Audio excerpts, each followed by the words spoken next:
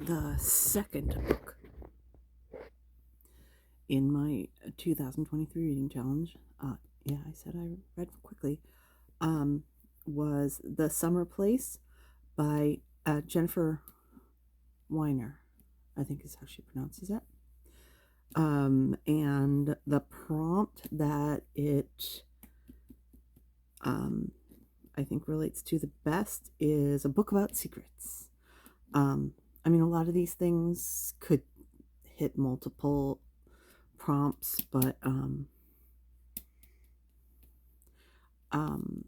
yeah, I always pick one and check it off when I read it. So this book, Summer Place, first of all, the author is a pretty popular writer. She's written a lot of things. I've read other things by her that I've liked a lot in the past. This is a post-pandemic novel, which, I mean, yeah, this is reality. But it's sort of, I don't know. It's like a trick. How it was used in this book was to basically, I mean, it was used. It was used. That's annoying to me. It was used to basically force people to come to a head about things going on in their life and make decisions and sort of reflect. And I don't know. I mean, yes, I understand for some people, a lot of people that were stuck in quarantine, that it really changed people's relationships with each other. This book is all about infidelities, not necessarily like in a marriage, although, yeah, quite a few of those, but also just betrayals and keeping secrets, and which is not being straight with people and trying really hard to avoid telling the truth about what things are going on in their life. And again, it's sort of double compressed their, I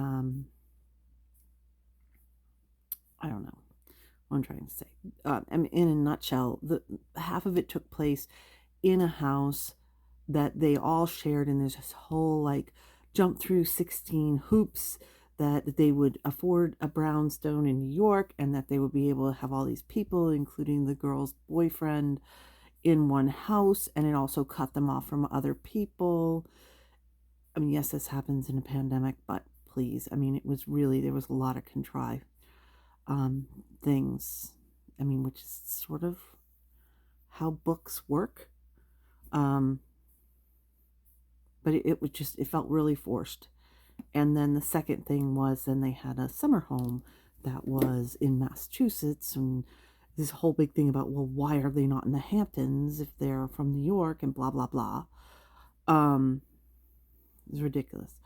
I mean, okay, I'm saying it's ridiculous. I mean, it was clearly like, I mean, it just felt forced. The entire book felt forced. And again, I read other books by her and I really liked them. But this thing, it's like, I think that the author felt massive pressure from the pandemic and wanted to write something that would be more of like the great American novel type, rather than, I mean, advertised as the ultimate beach read books by this author.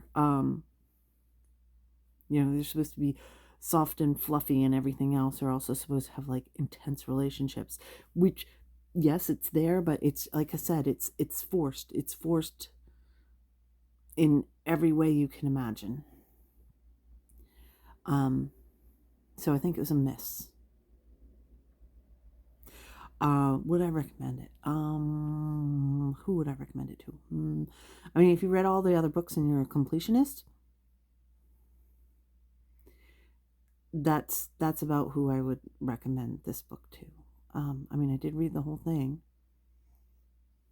It wasn't so terrible that I had to stop reading in the middle. It's just I sort of did stop reading frequently, just life. And so when I would pick it back up, I kept being like, oh yeah, who are these characters and why is this stuff important? And it like took a little while for me to understand. I mean, we're talking since the beginning of the year, so not that much time at all. It's been like, what is this? This is the second week, going into the third week of the year. I just forget the characters and forget the situation and have to like stop and really think, okay, what happened in this book? And it was so forgettable and so like, I don't know. It seemed like the author had like these, I don't know, like these ideal things of this is all the different subsets and situations that need to be in it. Like all of us, I mean,